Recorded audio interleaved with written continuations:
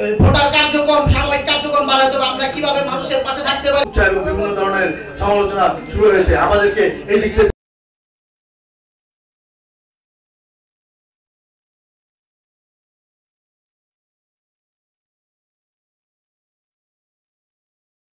সময় বিভিন্ন ব্যানারের লোক দেখি, অনেক সময় আমরা মনে করি তারা শ্রমিক দলের অনেক নেতৃবৃন্দ সবাইকে সময় স্বল্পতার কারণে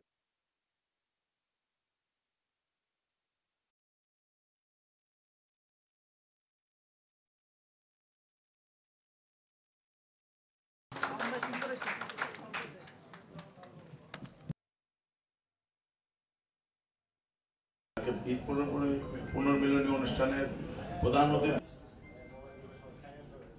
যে সময়টা পবিত্র ঈদুল আজহার শুভেচ্ছা, ঈদ মুবারক। সংগ্রামী আহ্বায়ক, সংগ্রামী জননেতা বাংলাদেশের মাটিতে প্রতিষ্ঠিত করেছিলেন, মানুষের মন জয় করেছিলেন, বিএনপিকে মানুষের মনে স্থান দিয়েছিলেন।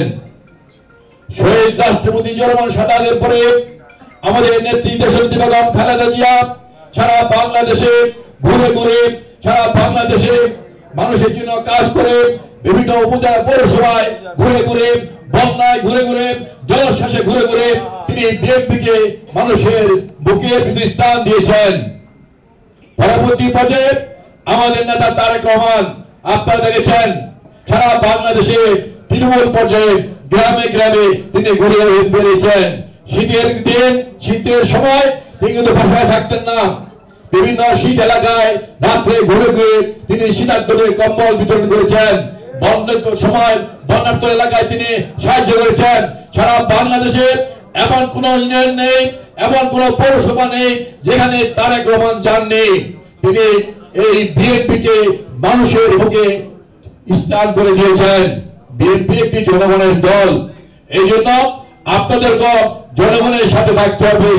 এলাকার মুরব্বীদের সাথে, এলাকার যারা মুরব্বী আছেন তাদের সাথে সম্পর্ক বৃদ্ধি করতে হবে।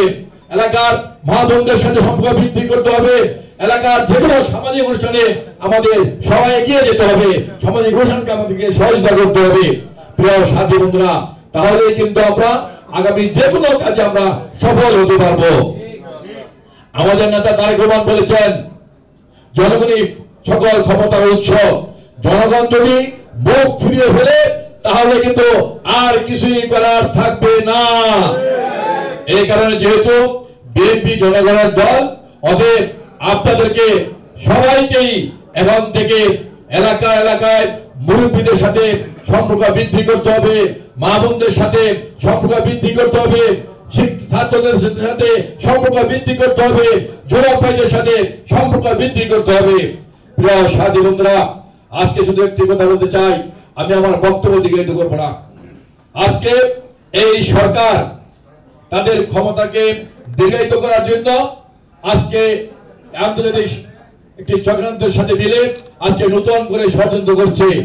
এদেশে গণতন্ত্র হত্যার জন্য, এদেশের স্বাধীনতা সার্বভৌমত্ব হত্যার জন্য, এদেশের ইসলামী মূল্যবোধকে ধ্বংস করার জন্য আজকে নতুন করে আজকে পায়তারা করা হচ্ছে।